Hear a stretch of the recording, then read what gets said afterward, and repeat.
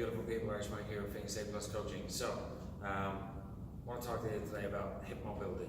Hip mobility is an issue that most of us, not most of us, but a lot of people do have, just because of the amount of sitting that we do nowadays, whether it's sitting at our desk, whether it's in the car driving, but we tend not to use our core or abdominals as well as we should in order to maintain good posture.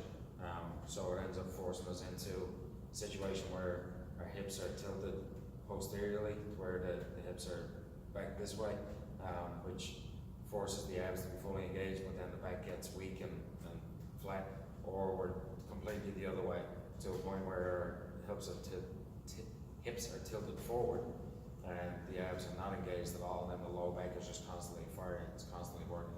So if you have back issues, a lot of the times it comes down to hip mobility.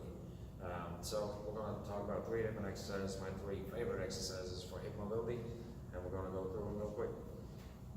So all you need, basically, you're going to have a phone book or something that you can elevate your feet on, and then you can roll up a t-shirt and put a t-shirt between your knees, or a towel.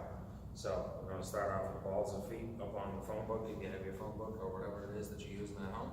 Put the towel or your shirt in between your knees, and then we're just going to bring the feet all the way together and focus on squeezing that towel. So we're turning off everything on the outside, turning off everything in the hips, everything that makes the hips extend, and we're turning on the adductors.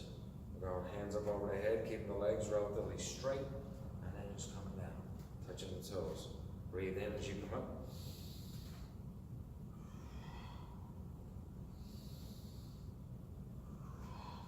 So we'll do 8 repetitions there, and then we'll come heels up, do the same thing, put that towel in between your knees, feet together, legs nice and straight, squeeze, and then coming down.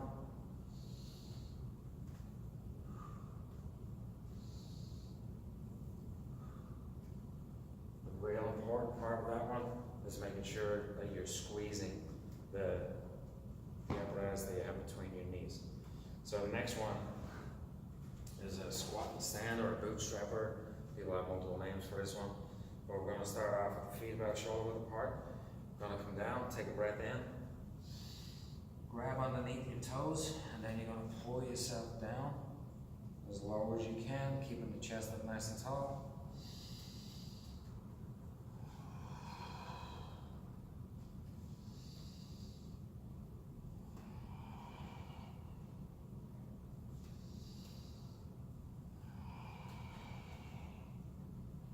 So that's your bootstrapper, so you get a little bit of a stretch in the hamstrings there, stretching out everything in the lower back, and then you're making the hips do the movement that they need to do. And then the other one, we're going to build in a little thoracic mobility in here too. So this one is a spiderman rotation with a hip lift. So I really enjoy this one. I like this one because it stretches the hip flexor on one side and then the glute on the other side. I like to go hands on the inside here and then rotate around as much as you can. So we're getting a little bit of a stretch, bigger stretch here through the hip flexors. We're getting a little bit of thoracic rotation, which is a beautiful thing.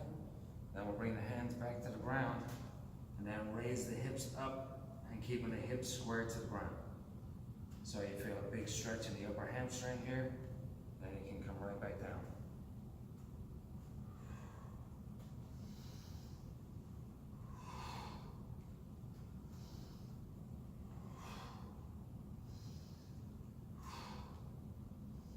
So my recommendation for each of those 3 exercises will be 8 reps in each set, and then doing 3 sets. So those are 3 excellent movements you can do. Do those 3 times a week, and you'll notice a big shift in your hip mobility and hopefully a decrease in your lower back pain. So there it is, 3 exercises to help with your lower back pain.